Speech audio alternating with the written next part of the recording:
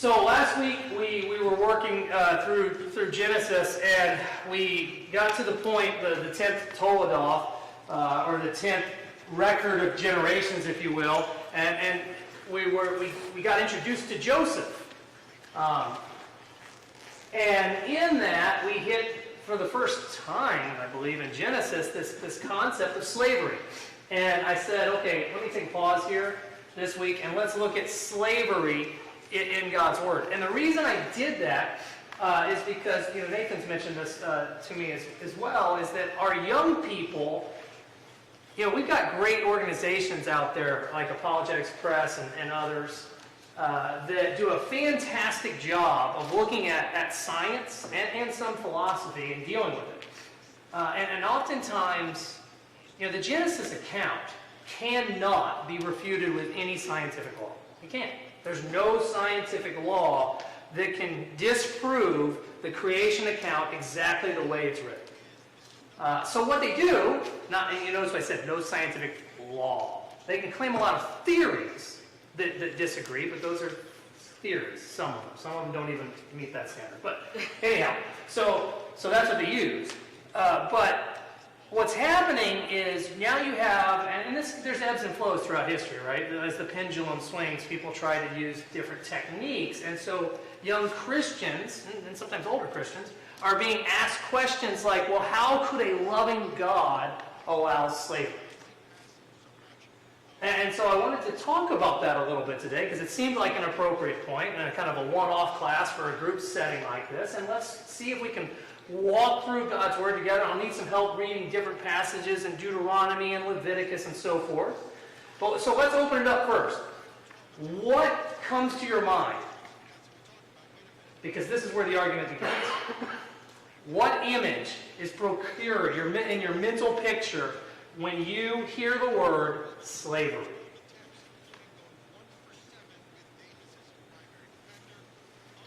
Well, there's the first one that I can remember, which is, Joseph sitting in the bottom of a pit, gets sold to some wanderers. They wandered through. To the Moabites, I believe it was Moabites. Okay. Anybody else? Just a picture we see in every textbook, just a guy in a farm or on a field. Yeah, I think in America, when we think slavery, most of us don't go to Joseph first. Most of us go to pictures of crowded ships where people are being starved and kept in horrendous conditions. I think that's because that's what we've been trained to think of. Yeah, go ahead. Hard labor. Hard labor. Go ahead, Jim. Well, everyone goes back to that, but slavery continues today with all the sweatshops and all the illegals that they bring across. Yes. Slavery is prevalent today as it was back then. Amen. And we're going to go there, absolutely, because that has to be discussed if we're going to speak honestly, especially when we get to the morality of the issue. But so in America, though, I think we think of racism, we think of the Civil War, we think of the Emancipation Proclamation, we think of atrocities. But so then we have to go, wait a minute, is that what the Bible's talking about? And now we have to also understand that the Bible was greatly misused during that time period to justify some horrendous actions. That has been done. That's been done throughout history. Anybody who's studied the Dark Ages, right, knows this. So, what does slavery make you think of? So so what they do is they go, look at this, and they go, how could a loving God condone that? Well, then the next question is, does the Bible really condone that? And that's what we want to look at. So does God condone slavery? I like that. Kyle Butt has a 12-page write-up on this topic, and he does a fantastic job. So, does God condone slavery? If you type that in Google, does God condone slavery? Apologetics Press, fantastic write-up if you want to get more in-depth arguments, philosophical arguments. But he goes, and I like this, so we're going to copy it. He went to Matthew chapter 19. Matthew chapter 19, verses 3 through 10, just to make a similar argument. He asked a simple question. He goes, does God condone divorce? Did God condone divorce the way it was being done in the Old Testament. Can somebody read Matthew 19, verses 3 through 10 for me? You got to read loud and proud so they can hear it online. Some Pharisees came to him to test him. They asked, "Is it lawful for a man to divorce his wife for any and every reason?" "Haven't you read," he replied, "that at the beginning the Creator made them, male and female, and said, 'For this reason a man will leave his father and mother and be united to his wife, and the two will become one flesh. So they are no longer two, but one. Therefore what God has joined together, let man not separate.' Why then," they asked, "did Moses command that a man give his wife a certificate of divorce and send her away?" Jesus replied, "Moses permitted you to divorce your wives because your hearts were hard. But it was not this way from the beginning. I tell you that anyone who divorces his wife except for marital unfaithfulness and marries another woman commits adultery." The disciples said to him, "If this is the situation between a husband and wife, it is better not to marry." Thank you, Jim. So, why did I go there? Well, this is an example where God has a perfect law. And God meets men and women, meets us, where we are. And we see this in the Old Testament over and over again. He came to this people that were stuck in idol worship. He called Abraham out of idolatry. And then he continued to renew and clarify and remind of the covenant in order to prepare the world for Christ. And this is an example of that. Jesus said, no, it wasn't supposed to be like that from the beginning, but you were stuck on stupid. That's been me, right? Sometimes we're stuck in this hard-hearted mode. And so Jesus is going, no, it wasn't like that from the beginning. But because of the hardness of your heart, this was the best you could do. So God met you where you were. And if you really get into studying that certificate of divorce was to protect the woman. Nathan's taught on that. He's done a good job with it. Anyhow, is it possible that slavery is the same thing? As we study, are we going to see that Israel was commanded to do this radically different than the culture around them?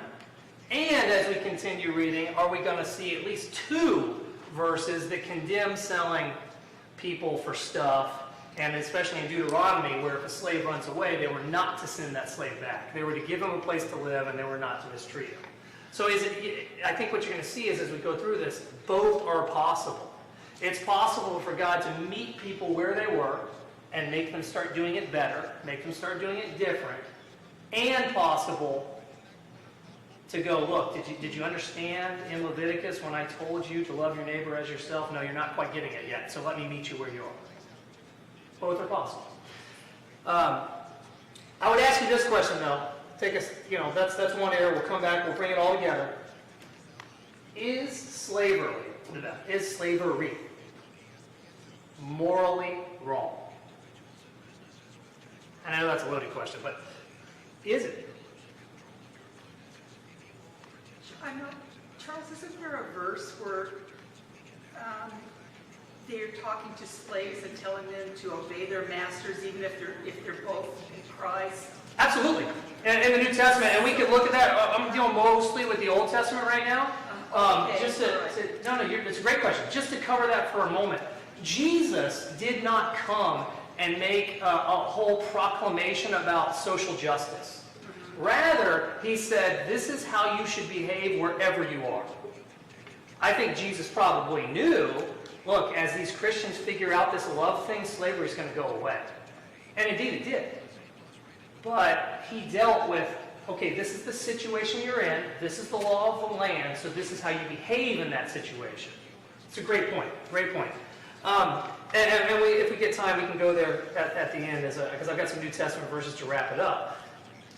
And I think we'll see that God was very consistent from the Old Testament to the New Testament with this.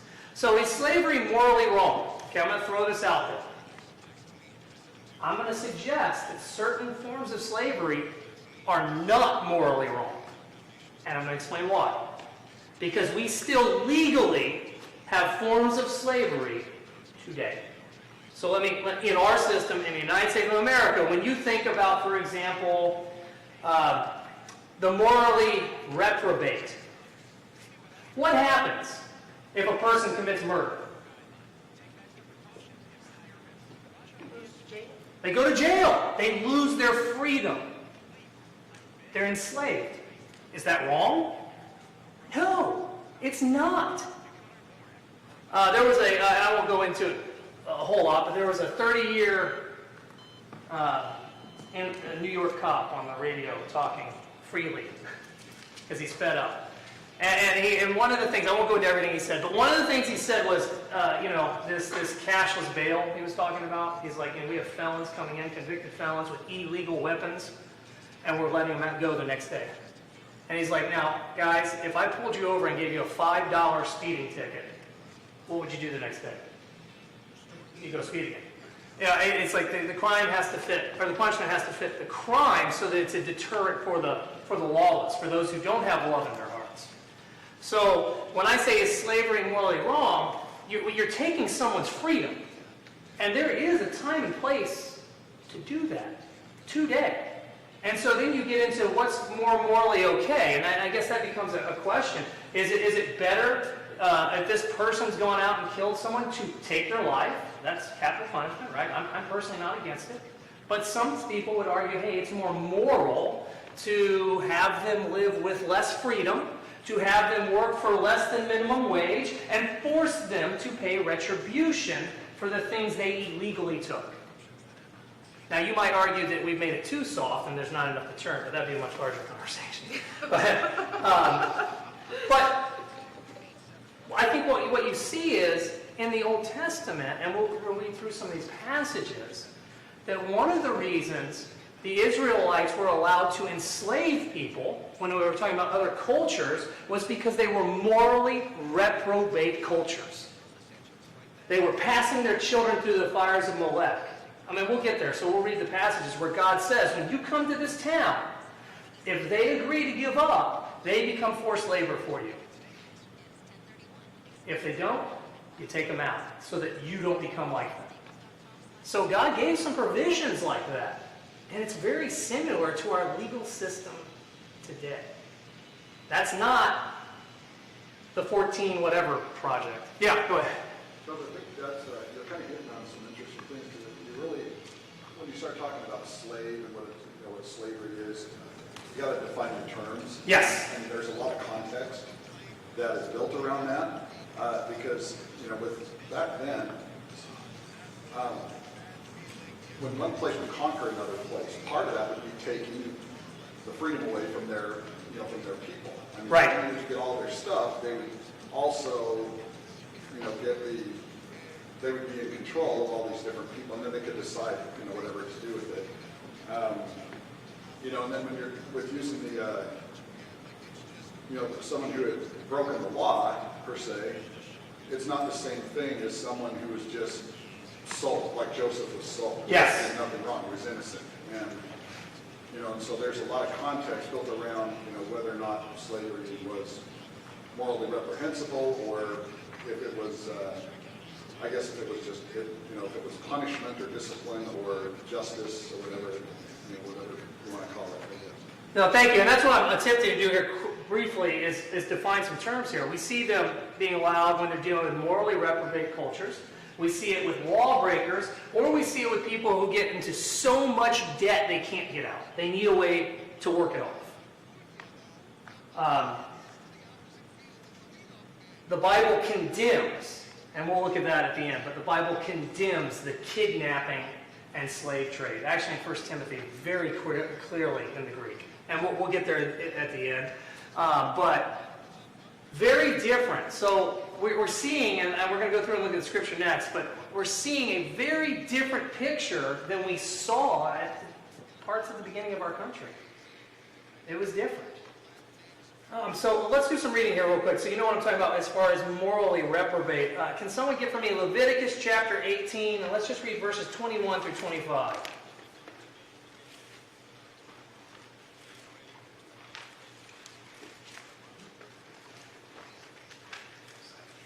Leviticus chapter 18. verses 21 through 25. Anybody there? And you shall not let any of your descendants pass through the fire of Melech, nor shall you profane the name of your God. I am the Lord. You should not lie with a man as with a woman, is an abomination.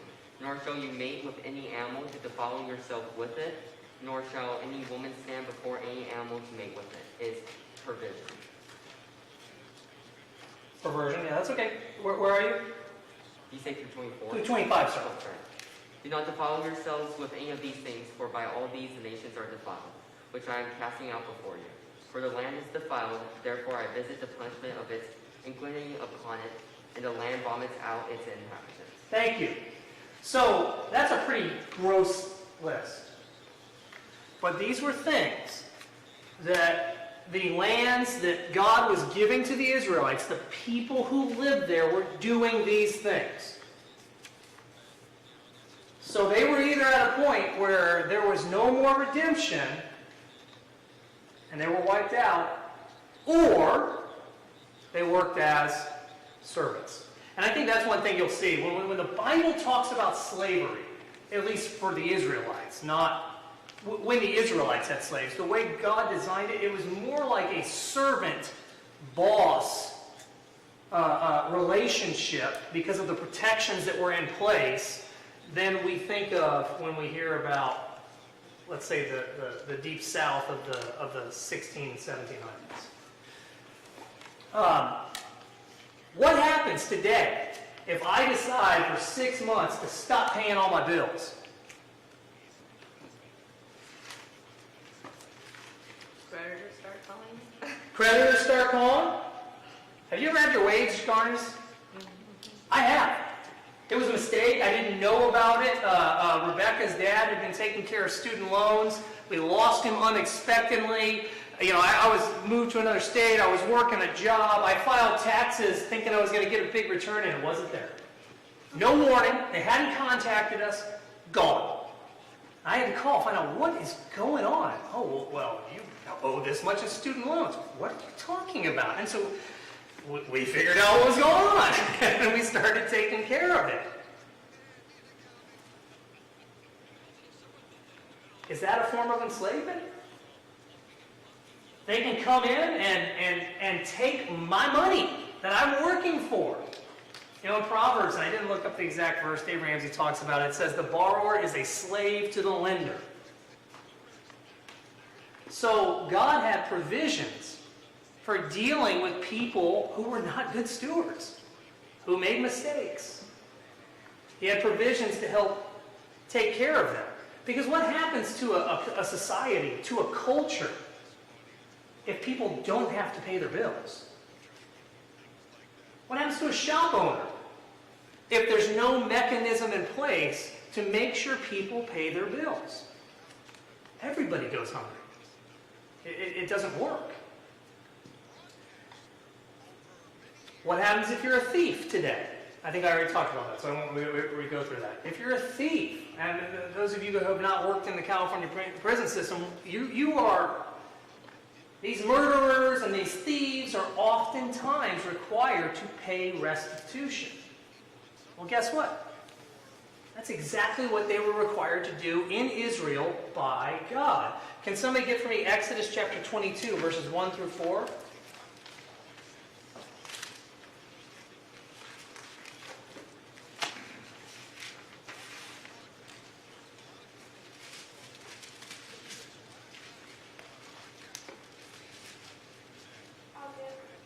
Go ahead, Michael. Read loud, bud. If a man shall steal an ox or a sheep and kill it or sell it, he shall restore 5 oxen for an ox, and 4 sheep for a sheep. If a thief be found breaking up and be smitten, that he die, there shall no blood be shed for him, and the sun be risen upon him. There shall be blood shed for him, when he should make restitution, if he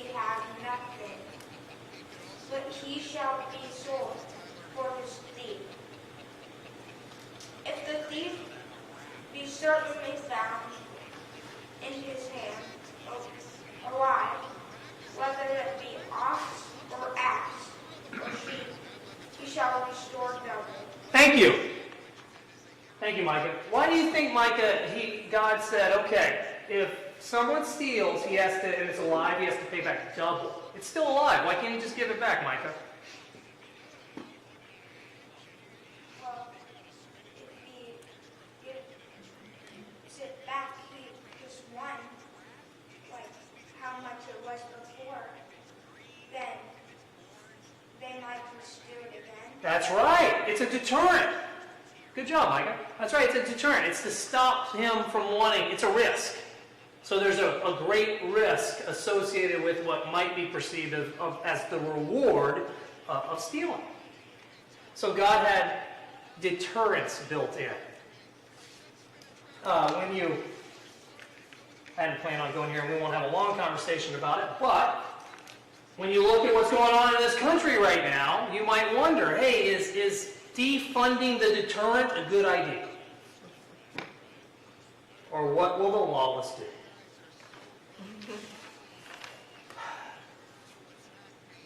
It's also interesting to note, God did not command hanging for cattle robbers, for horse thieves, and so forth, like we did in our proud Western heritage. God didn't command that. God was teaching the Israelites to value human life. But at the same time, there was consequences for wrong. And I find it interesting that animals were not valued over even a thief's life. So what happens if societies don't have rules like this? There's chaos. There's anarchy. The strong prey on the older. The strong prey on the affirmed. The strong prey on the weak. There's chaos. So, hopefully, now we're going to get in and look at some rules about slavery, but hopefully at this point of this conversation, we're already, if we hadn't already, we're going, wait a minute. God was actually incredibly loving. He was looking out for the greater good of all. Did God allow Israel, so we know that he allowed slavery, or servants, or whatever, did God allow Israel to treat their slaves like the world around them did? I've always going to figure it out. So Kaufman talks about, I don't remember the Latin name for it, the Romans, and so we're going to Jesus' time, but this had been done for hundreds and hundreds of years. When they had somebody who was really disobeying, they were really good at making an example. And one of the things that they would do is they would have a beat to death show. So all the other slaves would line up while they beat this disobedient slave to death. That was absolutely not allowed in Israel. And we're going to look at that. Let's go to Leviticus. Actually, let's go through in order. And you might notice there's some slight differences. And we can talk about that later if you want. There's some different views on why and how that came about. Some people think, when you read the actual Jewish thoughts, that it had to do with going from a tribe mentality to a nationalist view as Israel was evolving, which I think is an interesting concept. Let's go to Exodus first. Let's read Exodus chapter 21, because we're there already, right? Exodus 21. I'll read this one. I'll read 1 through 11. Now, these are the ordinances which you are to set before them. If you buy a Hebrew slave, he shall serve for 6 years. But on the 7th, he shall go out as a free man without payment. Okay, that's already different than what most of us think when we think slavery. This is more of an indentured servant situation. If he comes alone, he shall go out alone. If he is the husband of a wife, then his wife shall go out with him. If his master gives him a wife and she bears him sons or daughters, the wife and her children shall belong to her master, and he shall go out alone. But if the slave plainly says, I love my master, my wife, and my children, I will not go out as a free man, then his master shall bring him to God, then he shall bring him to the door or the doorpost, and his master shall pierce his ear with an awl, and he shall serve him permanently. If a man sells his daughter as a female slave, she is not to go free as the male slaves do. If she is displeasing in the eyes of her master, who designated her for himself, then he shall let her be redeemed. He does not have authority to sell her to a foreign people because of his unfairness to her.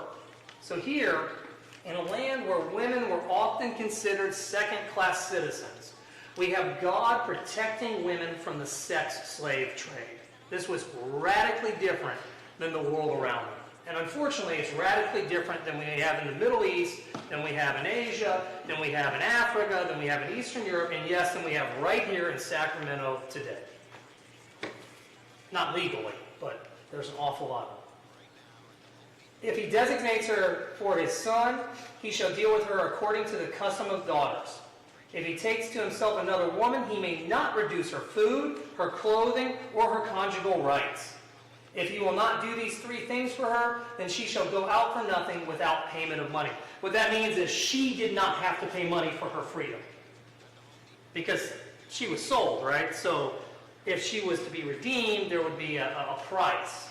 So just so there's no confusion, that means that she would not have to pay. He had to let her go.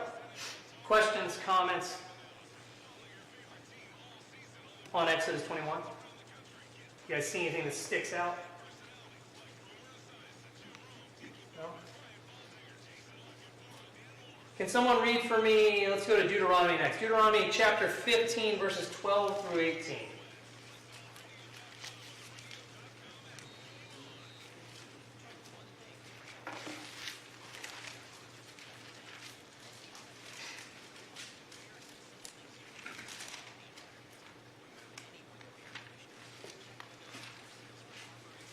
Deuteronomy chapter 15, verses 12 through 18.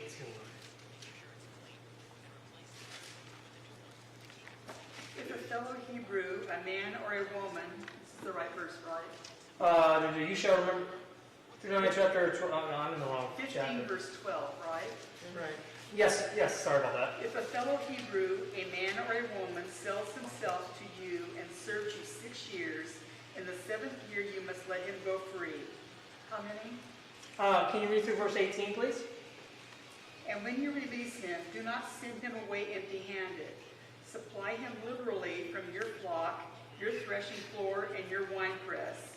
Give to him as the Lord your God has blessed you. Remember that you were slaves in Egypt, and the Lord your God redeemed you. That is why I give you this command today. But if your servant says to you, I do not want to leave you, because he loves you and your family and is well off with you, then take an awl and push it through his earlobe into the door, and he will become your servant for life. Do the same for your maidservant. Do not consider it a hardship to set your servant free, because his service to you these 6 years has been worth twice as much as that of a hired hand, and the Lord your God will bless you in everything you do. Thank you. So do you see the difference? That's what I was mentioning. Do you see the difference between Deuteronomy and the passage that we just read prior? The one said he went out with nothing. And this one, he was to be equipped or provisioned a little bit. And so, Nathan, do you have any thoughts on that? My readings was that this was kind of an evolution of the law and the culture and the society. But I realize I'm putting you on the spot. What's that, brother? I say it definitely progressed with, with a lot of how they were thinking. Because we're seeing a refining. And it kind of goes along with that thought. Yeah, Jared? Well, I was just noticing that it says freeing servants. And it says, do not consider it hardship to set your servant free. Mhm. What's the difference between a servant and a slave? It's the same word. Okay. It's the same, from my reading, and I don't remember the exact Hebrew word, but just like doulos in Greek, it's the same word. And so it's context oftentimes that they... But you notice in Leviticus, the slave was there for 6 years as well. I'm sorry, in Exodus we just read. I've got one more passage on the topic I was going to read for you guys. I'm sorry, so we read Exodus and we read Deuteronomy. Let's go to Leviticus chapter 25, and this will get into some treatment as well. It's a good question, Jerry. Good observation. Leviticus 25. I'll read this one. I'll pick it up in verse 35. Now, and I'm going to go through 54, so it's a longer reading. Now, in case a countryman of yours becomes poor, and his means with regard to you falter, then you are to sustain him, like a stranger or a sojourner, that he may live with you. Do not take usurious interest from him, but revere your God, that your countrymen may live with you. You shall not give him your silver at interest, nor your food for gain. I am the Lord your God, who brought you out of the land of Egypt, to give you the land of Canaan, and to be your God. If a countryman of yours becomes so poor with regard to you that he sells himself to you, you shall not subject him to a slave service. He shall be with you as a hired man, as if he were a sojourner. He shall serve with you until the year of Jubilee. He shall then go out from you, he and his sons with him, and he shall go back to his family, that he may return to the property of his forefathers. For they are my servants whom I brought out of the land of Egypt. They are not to be sold in a slave sale. You shall not rule over him with severity, but are to revere your God. As for your male and female slaves, whom you may have, you may acquire male and female slaves from the pagan nations that are around you. Then, too, it is out of the sons of the sojourners who live as aliens among you that you may gain acquisition. And out of their families who are with you, whom they will have produced in your land, they also may become your possession. So here we see some distinction being made. You may even bequeath them to your sons after you to receive as a possession. You can use them as permanent slaves. But in respect to your countrymen, the sons of Israel, you shall not rule with severity over one another. Now, if the means of a stranger or of a sojourner with you becomes sufficient, and a countryman of yours becomes so poor with regard to him as to sell himself to a stranger who is sojourning with you, or to the descendants of a stranger's family, then he shall have redemption right after he has been sold. One of his brothers may redeem him, or his uncle's son may redeem him, or one of his blood relatives from his family may redeem him, or if he prospers, he may redeem himself. So we're seeing a distinction being made between pagan lands and between the Israelites and the way they were to treat each other. We're also seeing that these, quote, slaves and servants seem to have property rights. We didn't see that at the beginning of our country. Everything belonged to the master. We're seeing that they had property rights. Where was I here? He then with his purchaser shall calculate from the year when he sold himself to him up to the year of Jubilee, and the price of his sale shall correspond to the number of years. It is like the days of a hired man that he shall be with him. If there are still many years, he shall refund part of his purchase price in proportion to them for his own redemption. And if few years remain until the year of Jubilee, he shall so calculate with him. In proportion to his years, he is to refund the amount for his redemption. Like a man hired year by year, he shall be with him. He shall not rule over him with severity in your sight. Even if he is not redeemed by these means, he shall still go out in the year of Jubilee. He and his sons with him, for the sons of Israel are my servants. They are my servants whom I brought out of the land of Egypt. I am the Lord your God. Really interesting. We're seeing something, I think, radically different than when we hear high school and college kids say slavery, what they're being taught in school. This is very different. We're seeing a servant, we're seeing an economic hierarchy is what we're saying. Yeah, go ahead. A lot of this is interesting, because you can go back to Jacob and Rachel. Mm-hmm. Jacob said that he would serve. Oh, that's right. For 7 years in exchange for Rachel's hand in marriage. When you look at it like this versus like what you're saying, like modern day with thought process goes with slavery. Back then, it was all about the service. When you look at modern day, this is what a lot of people think of slaves, it becomes the person as the commodity itself. Not just, It's not the work. They almost become an object. You own them. You don't, it's not about the service. It's about the person. And back then, it was about the service. It was, you were serving them. That's why they had access to all of these different things. Yeah. Now, we do see a distinction being made between the Israelites and pagan nations. However, we're going to read next that even those pagan nations had certain rights, and they had protections that quote, modern, I guess, slaves would not, unless you're talking about the California penal system, would not have. So we talked about those detestable things, right? In Deuteronomy chapter 20, verses 10 through 18, that's where I referenced that earlier. Deuteronomy chapter 20, verses 10 through 18. When you approach a city to fight against it, you shall offer it terms of peace. If it agrees to make peace with you and opens to you, then all the people who are found in it shall become your forced labor and shall serve you. So here we see that service that Nathan's talking about. These guys were working. However, if it does not make peace with you, but makes war against you, then you shall siege it. When the Lord your God gives it into your hand, you shall strike all the men in it with the edge of the sword. Only the women and children and the animals and all that is in the city, all its spoils, you shall take as booty for yourself. And you shall use the spoil of your enemies, which the Lord your God has given you. Thus you shall do to all the cities that are very far from you, which are not the cities of these nations nearby. Only in the cities of these peoples that the Lord your God is giving you as an inheritance, you shall not leave alive anything that breathes. But you shall utterly destroy them, the Hittite and the Amorite and the Canaanite and the Perizzite, the Hivite and the Jebusite, as the Lord your God has commanded you, so that they may not teach you to do according to all their detestable things, which they have done for their gods, so that you would sin against the Lord your God. People have a hard time with that. People have a really hard time with that passage. But it's pretty clear. There were areas that they were going to go through on their way to this promised inheritance, and God gave them a set of rules to deal with.